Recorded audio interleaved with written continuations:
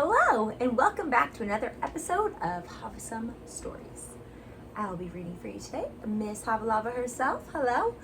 I will be bringing to you The Tuttle Twins and the Golden Rule by Connor Boyack. This is book 6 of their series. So let's just dive right in. Hopefully you've already heard a few of the other ones. Title page. Illustrated by Elijah Stanfield. Looks like Stanfield. Here we go. What will those Tuttle twins be up to now? Ethan and Emily Tuttle weren't just twins. They were good friends, sitting together on the bus to their first summer camp. They whistled a camp tune their bus driver, Donald, had taught them. "We're here," Emily shouted excitedly as the camp came into view.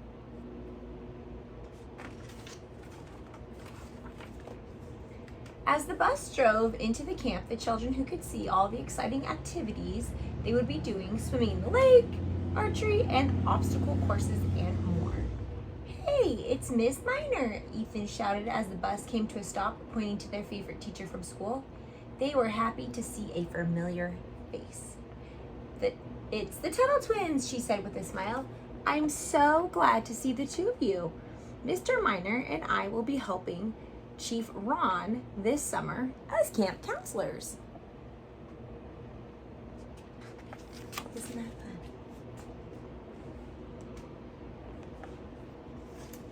The children unloaded their bags from the bus and were led by the counselors to 4 cabins.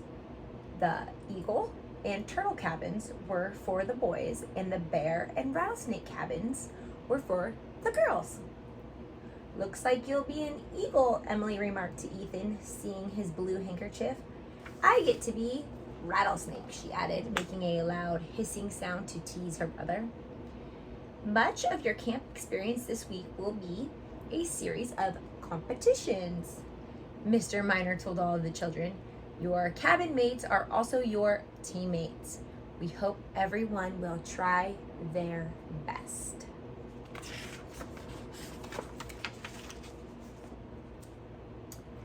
Chief Ron will present the winner of each activity with a special ribbon attached to their team flag, Miss Minor said, in recognition of their good performance and teamwork.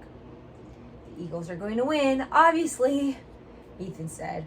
"We're a fearsome predator." "Yeah, you're going down," added Julian, another eagle, pointing to the other teams. "Better be careful," Emily calmly replied.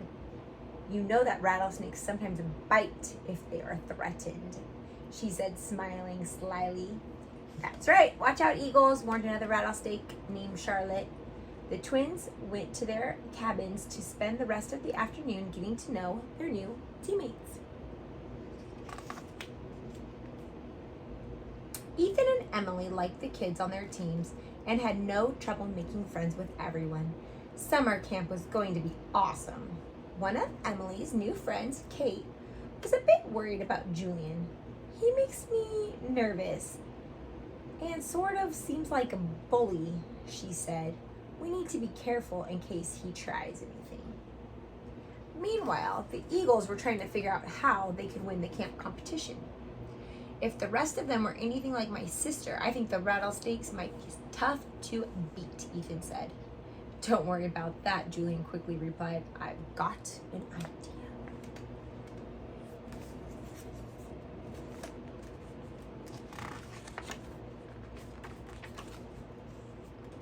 The first competition came the next morning. After breakfast, a canoe race at the lake. When Mr. Minor shouted "go," all the teams began paddling furiously toward the opposite shore. The rattlesnakes got off to an early start but got tired quickly and slowed down. The Eagles edged past them and the other teams, winning the race. As Chief Ron attached a ribbon to the Eagles flag, Ethan helped Emily pull the rattlesnake's canoe onto the sand and discovered that a very large rock had been tied to the back, weighing them down during the race. Ethan shot a glance at Jolynne, who was giggling to himself. Shh, he whispered to Ethan.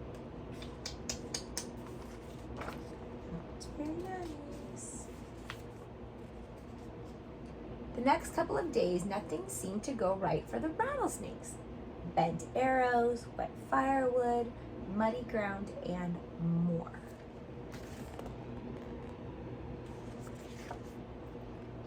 Seeing the eagles smirk and whisper each time they won made Emily suspicious that her team's bad luck was not on accident.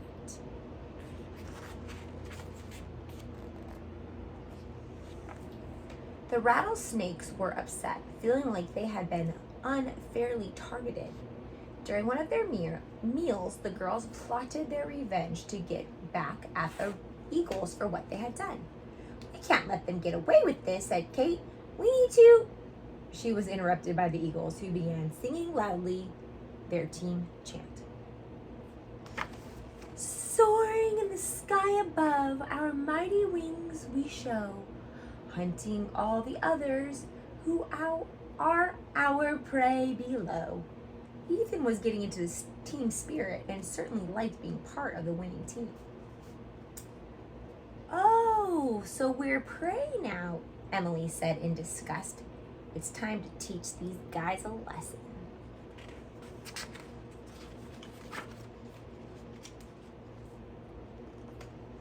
That afternoon, the counselors led the children to a large obstacle course for their next activity. There were all sorts of challenges: tunnels, climbing walls, rope swings, and more. Emily clapped her hands in anticipation. "To win, your entire team must cross the finish line without falling," Mr. Miner told them. The children dashed onto the course as he shouted, "Go." After Charlotte hopped off the rope swing, she moved to the landing platform, making Julian fall into the mud, so he had to start over.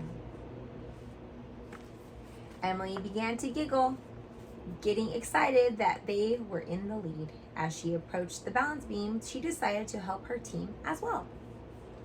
"Look out!" she shouted to Ethan, who was working his way along the beam next to her. He turned his head and lost his balance and fell into the mud pit below. "Ugh, no fair!" he shouted in frustration. The rattlesnake's revenge seemed to pay off. They won the ribbon for their team flag. Late that night, the rattlesnakes crept into the eagle's cabin and set up all kinds of pranks that Kate had thought up. The boys were fast asleep and didn't notice a thing. "These boys are in for a big surprise," Emily thought to herself. "This will teach them for messing with the rattlesnakes."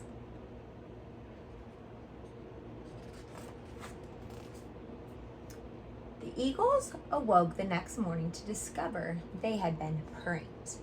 Toilet paper was thrown around and itchy wood chips were in their blankets. As Julian got out of bed, he startled the skunk that had been sleeping underneath. "Ah!" the kids shouted as the scared skunk let out a foul spray running towards the door.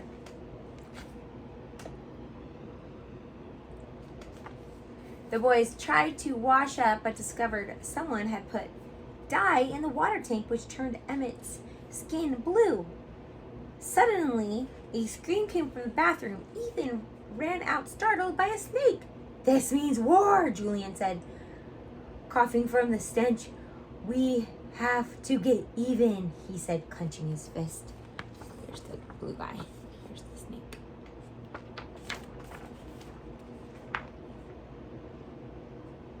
The eagles missed breakfast and were late for the morning meeting at the center of camp. The other team stood as far away as they could, plugging their noses. Apparently, the skunk smell hadn't washed off Julian and his teammates as much as they thought. Today's activity will be an orienteering race, Mr. Miner announced to the children. Most didn't know what orienteering was, so he explained that it involves using a compass to figure out what direction you should travel. Each team will follow a different path lined with team markers, he said.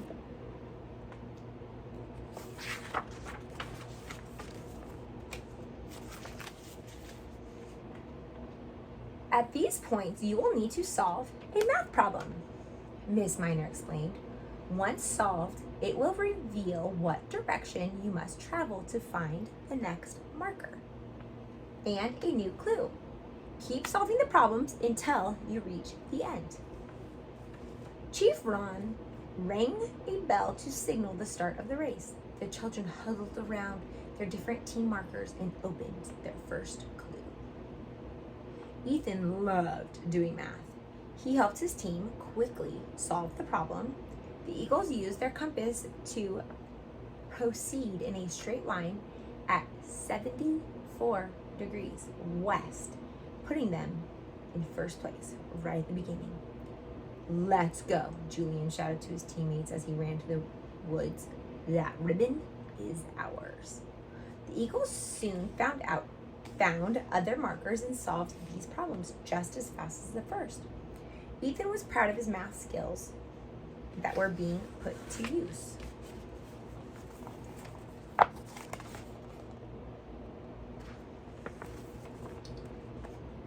The clues pointed them down a path that led behind a waterfall. Inside a shallow cave was a small version of the camp totem pole. "This must be where all the team's path will lead," Ethan suggested. Attached was the final clue. Julian read it to the group.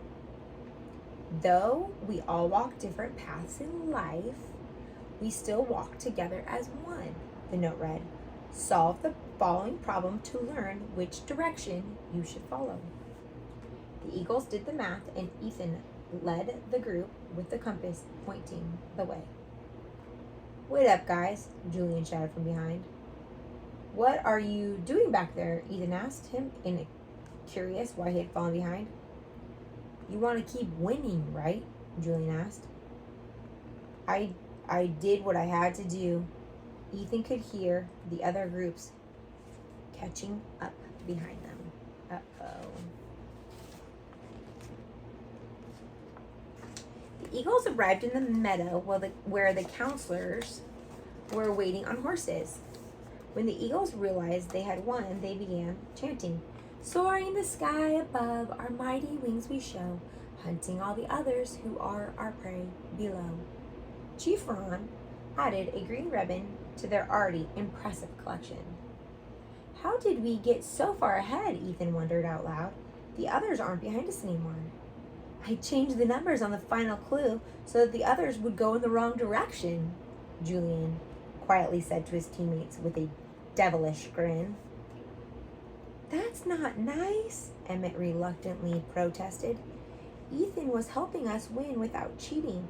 I think it's more fun to win when we do it the right way."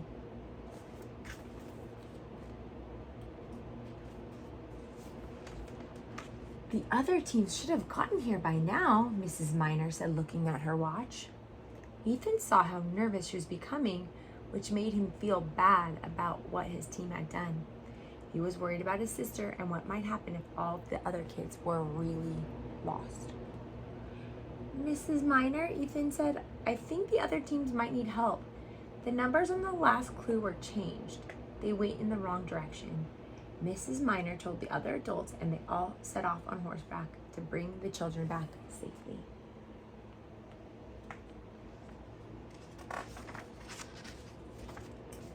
It took a while, but the counselors found the other teams and helped the group get back to camp. Nobody was hurt, but they were very, very grumpy. Ethan was glad Emily was all right. Chief Ron emerged from his cabin. "Gather everyone after the sun sets," he said to the other counselors. "It's time for a lesson." He was wearing a feathered headdress, traditional clothing, and looked very wise. "That must be why he's called the Chief," said Emily.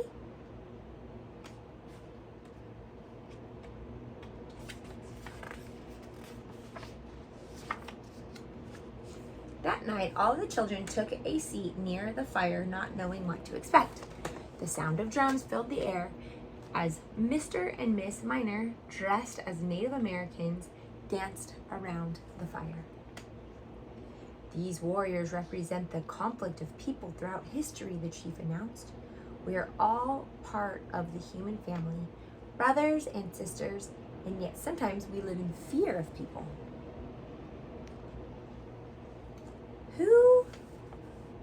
Fear of people who are different, tribes and nations. We fight when we could be friends. The warriors began to pretend to fight with one another. Ethan and Emily liked the dancing, but were unsure why the counselors were doing this. Your teams are like the tribes, and rather than being friends, you fought. He said, "Why?" he asked the group.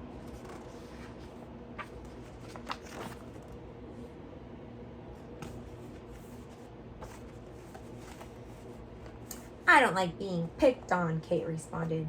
"We don't like to lose," Julian added. "I got jealous when other teams were winning," Ethan said. Chief Ron nodded slowly. "You have acted based on fear," he said. "Fear can be a good thing because it drives you to act when real danger is upon us or when we need to defend ourselves." Miss Minor lifted a hatchet to pretend to attack Mr. Minor, who immediately defended himself with a shield. This made the kids giggle. But fear can also drive us to attack others, as you all have done. It is wrong to use force against another person or their property, the chief explained. It's okay to defend yourself if attacked, but you must never become the attacker. It is wrong to be the aggressor.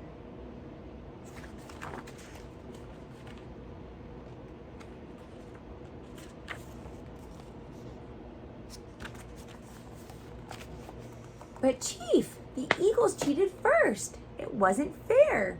So we had to make it even," Emily said. Sorry, it's kind of hard to see. Sorry, guys. "Justice is when balance is restored, when a wrong is made right, but revenge is not justice," Ron explained. "Revenge just adds another wrong." As he spoke, the golden ring behind him burst into flames, and the drums grew louder. The two warriors began to dance again, pretending to fight back and forth. An act of revenge invites blowback. Another attack from those who were attacked, Chief Ron said. He looked at each team. And this cycle of revenge could continue back and forth forever. You have seen this yourselves, have you not? The children all nodded. Ethan realized that picking on the other team caused blowback. Emily had thought getting revenge would make the Eagles stop cheating, but it actually made them fight back even harder.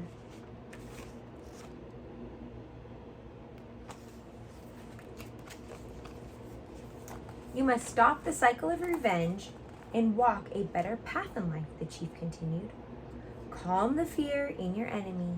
This is the only way to begin a new cycle of peace and prosperity. The drums and the warriors stopped as Chief Ron interpreted symbols from a parchment. Do not hurt your neighbor, for it is not him that you hurt, but rather yourself instead. He added, do good to your neighbor, adding to his days of happiness as you add to your own. Emily leaned over to Ethan to whisper in his ear. That's sort of like what Mom and Dad say.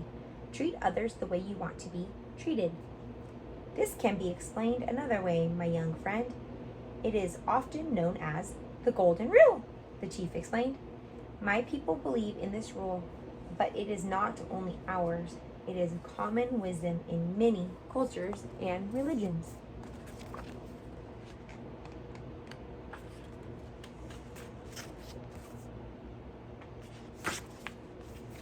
Mr. and Miss Minor jumped forward with their weapons. Do any of you enjoy being attacked? asked Mr. Minor. Wide-eyed and startled, the children all responded together. No. Then you yourself must choose to live by the principle of non-aggression, to never attack another person or their belongings, or use force to defend yourself, Chief Ron said. Only then can you live in lasting peace with others. The warriors dropped their weapons. Would you prefer to be treated with kindness? Miss Minor asked the children.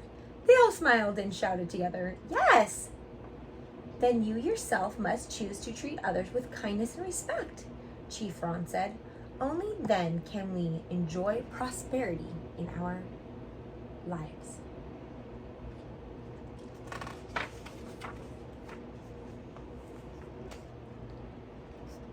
Smoke erupted as the chief threw something into the fire.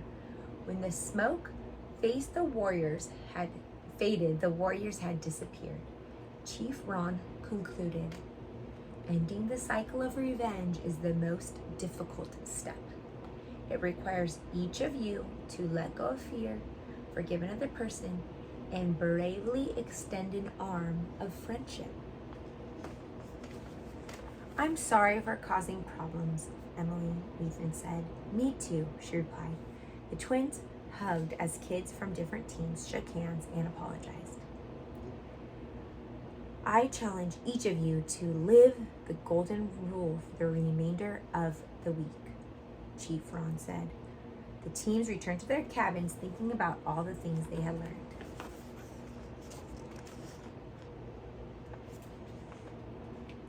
It rained that night, but in the morning it was clear enough for a day hike. Each team carried their flag as they climbed up a nearby mountain. On a team, you have a common identity and can work together to accomplish more than what you could alone, the chief explained as they began. Our differences are valuable. If everyone was the same, we couldn't help or learn from one another. When they reached the top later that morning, the children ate lunch while enjoying the view. Being different from one another or being on different teams should not divide us, Miss Minor said. It should bring us closer together. She and Mr. Minor gave a special friendship bracelet to each child to remind them of the lessons they learned from the chief. Look, it's golden, Emily pointed out to the others, just like the golden rule.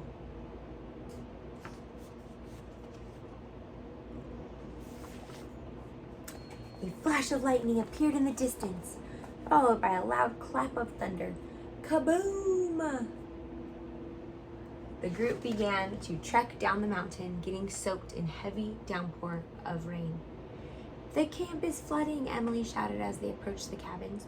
The storm had caused a nearby river to begin overflowing. The water was running into the campground. This week you fought, Chief Ron said. Now you have the opportunity to collaborate, to work together on something important. We must diverge the water to protect the camp. Each team took a different task and got to work. The bears and the turtles worked filling sandbags. Shoveling over and over was hard work. The rattlesnakes and eagles formed a human chain to move each sandbag to the water's edge and to stack them to build a wall. The counselors helped here and there and made sure everybody was safe. They needed some extra help. They need some extra help, Miss Minor said, seeing the children struggling. She began walking towards them to lend a hand. No, Ron replied. What they need is this experience to work together and solve a problem. Let's let them do the work and enjoy the benefit.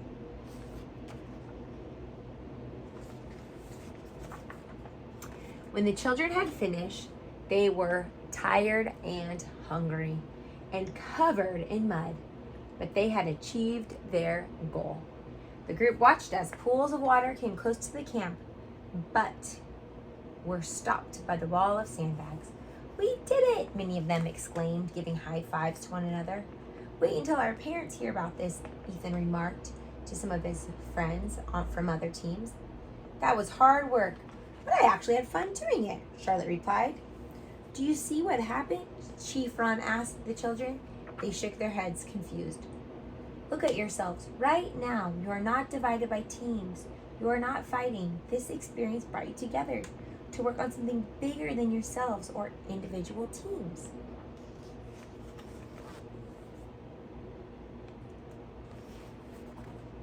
Everybody gathered together in the dining lodge to dry off and talk about their latest adventure.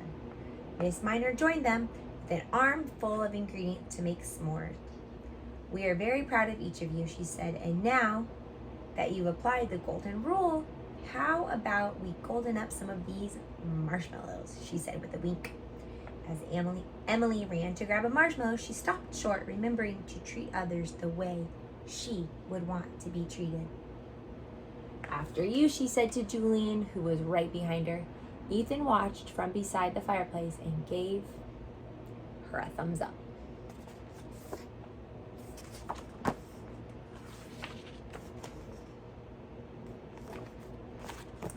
The final days of summer camp were much more enjoyable than how it started.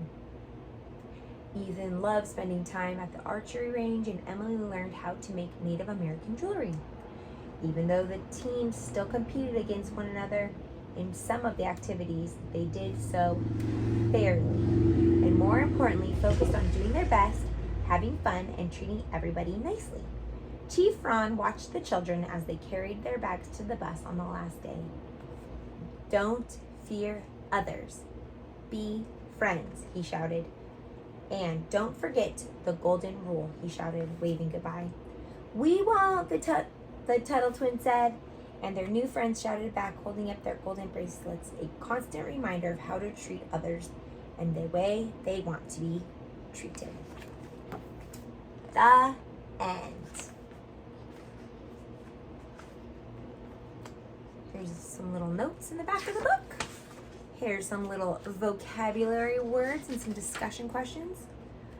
Blowback, negative unintended consequence of harming or interfering with another. Collaboration, to work together. Golden rule, a general principle holding that a person should treat one the way they wish to be treated. Justice, a moral correct outcome. Non-aggression principle, a general principle holding that one should never use violence against another person except for defend yourself. Revenge, hurting another person because they hurt you first. There's also some discussion questions. If you bought these for yourself, you probably have a free PDF that goes with this. You can look up TuttleTwins.com/golden workbook to download the PDF. And that's it. Thanks for tuning in to another episode of HavahSomeStories. Hope you enjoyed this book, and you like, subscribe, tell your friends, and watch them all. See you next time. Bye.